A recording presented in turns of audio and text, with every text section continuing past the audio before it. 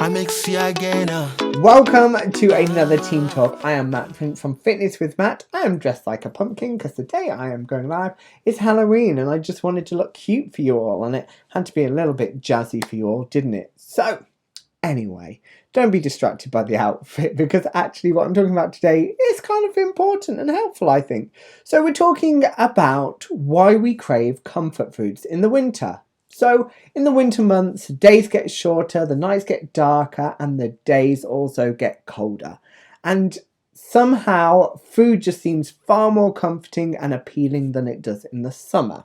So today I am giving you information and reasons and theories as to why we believe this happens, in the aim that hopefully you'll be a little less hard on yourself, judge yourself a little less, and there'll be less shame and guilt around food, because that's a really unhealthy place to be in and it's not a good place. And I don't want you to feel like that when it comes to food. I want you to feel like food's a good thing and something to be enjoyed. So stay tuned. Let me know as always if you agree, have any thoughts and feelings, because I love coming in and discussing with you all. So the number one reason maybe why we are craving comfort foods is because usually we get our feel-good hormones from exercise, which we do less of usually during the winter, because we don't get as much sunlight, and that also helps our body to produce feel-good hormones. Now, we're going to talk about our gut, our stomach, our digestive system. So it's like our second brain. It's very powerful, and they've recently discovered it can make feel-good hormones. So maybe it's believed when the nights are colder and darker and we're not as active, we're not getting the sunlight to produce those hormones, our body is producing those feel-good hormones when we eat the foods we enjoy. So the body's like, okay, I'm not getting sunlight, so what can I do? I know I will get a hit of serotonin and dopamine by eating my favorite food. I'm going to make the person I'm inside do that. Because this change in sunlight and inactivity and our lifestyle change in winter, the balance of good and bad bacteria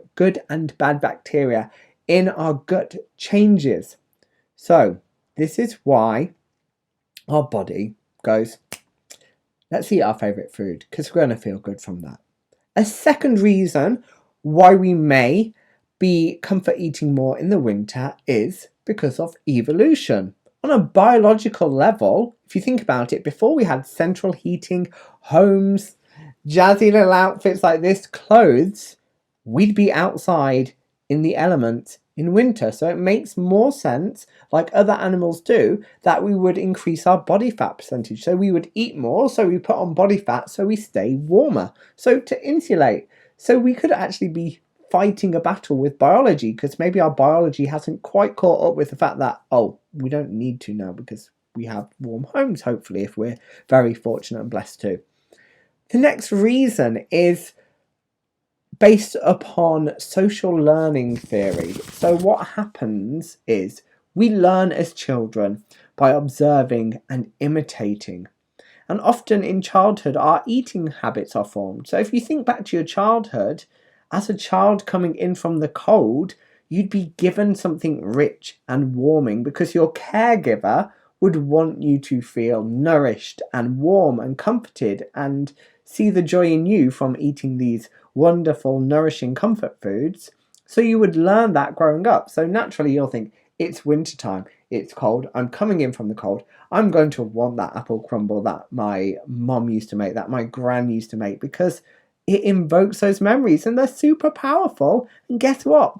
We'll get a hit of feel-good hormones.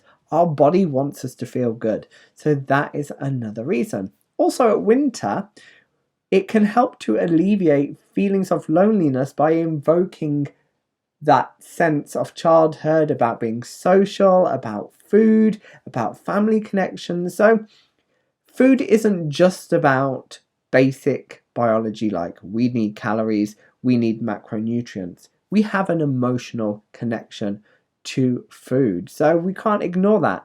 And a lot of it will have come from childhood. You'll have come in from school, and hopefully, if you're really lucky, and I was, there'd be a really nice, comforting, warm meal there for you. So you're going to want that because you're used to it.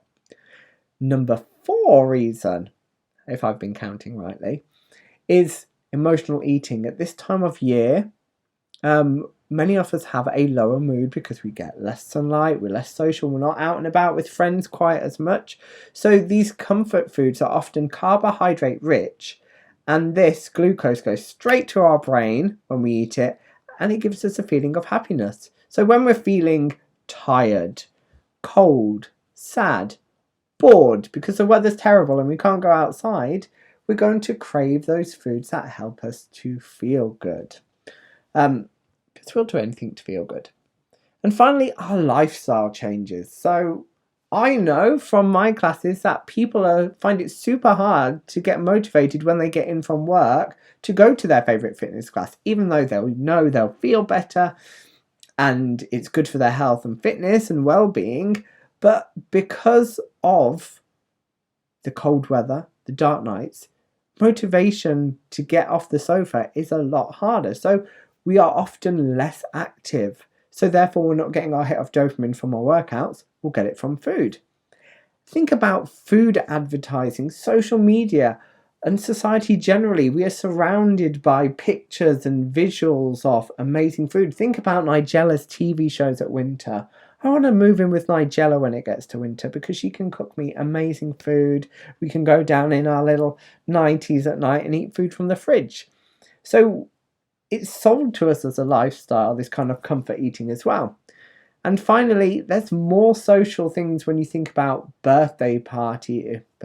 Christmas parties and social events like that. And naturally, the person throwing the party wants you to feel good. And so we all know how good food makes us feel. So the food we're offered is usually different. Whereas if you go around to friends in the summer, you're probably going to have a barbecue. That's going to be some kind of protein and then some salads and stuff like that. So if you think what we eat is different at this time of year. So lifestyle can have a big factor. So hopefully you can see it's not just that you have no willpower. Biology might be acting against us. Our gut will be telling us we want to feel good. Our lifestyle changes, social media, all these things. But as always, I'm going to offer you a few tips to help you. Number 1, that may help with some of the more emotional eating side of things. Mindful eating can really help. Now, what is mindful eating? It's when we don't distract ourselves at meal times. We're not at our desk working. We're not on our phone. We're not watching TV. We're in the moment. We're eating food. We're savouring the taste, the flavours, and we're literally aware of what we're eating. And then we'll hopefully be more aware of when we're full and recognising those signs. Another super helpful one with emotional eating is figuring the trigger. So when you are maybe snacking a bit more, think why. Just take 2 seconds to go, wait, am I actually hungry? If so, do I need to eat more food at meal times? Or am I bored? Am I lonely? Am I tired? Is there anything else you can do other than eating to help yourself in that situation? Sometimes the answer is no. You want that Mars bar. I am not sponsored by Mars. Another thing you can do, which I discussed last week, is take a vitamin D supplement. In the UK, we are advised from the end of September to March and April to take 10 micrograms of vitamin D a day. And it's super cheap supplement. And I'm sure if you can't afford it, you could go to your GP and get prescribed it. The next tip is try to keep active, okay? Don't stop doing your normal activities. Of course, if they're outdoor and the weather's super terrible, find a way to do it inside. Stay at home and work out with an online fitness provider. Or go to an indoor fitness class. Or something like that. Just try and find a solution, a way to keep active that you're going to be able to sustain in the winter months. Next, don't over-restrict. If you want your comfort food, plan it into your week. Have it. You're going to probably overeat and want it even more when it's not allowed. You're allowed to eat comfort foods at winter. It's okay. Just as always, try and be mindful of what we're eating, be balanced in our approach, both in the restriction, but also when we're eating it, have plenty of protein, plenty of fruit and vegetable. They're going to help us to feel good, our body to function optimally. So that's a double-edged thing. So make sure you're not over-restricting. You are having these comfort foods, but also make sure you're supporting your eating generally with the basics of plenty of fruit and vegetables. If you can, if you like it, just find a way to make sure you get what your body needs. And finally, as I discussed, maybe plan your week's eating so you do plan into your week these comfort foods that you're craving. If you look at the weather for the week ahead, okay, it's going to be terrible on Thursday. I'm going to make something super warming for that day. Also, you could spend a bit of time on the internet looking at some for some recipes that maybe are a bit more nourishing, a few more vegetables in, leaner cuts of meat, stuff like this, if you are trying to reduce your calorie intake. But I hope this has helped. I hope it's given you food for thought, pun there. And yeah, just be kind to yourself. Be a bit less harsh on yourself. So I'm going to leave you with those thoughts. And finally, a few updates. Don't forget I'm on holiday from this Tuesday to the following Tuesday. There are some on-demand classes available and other instructors on my online timetable. And also SAS is back in person on Thursday the 11th of November. So please join me then.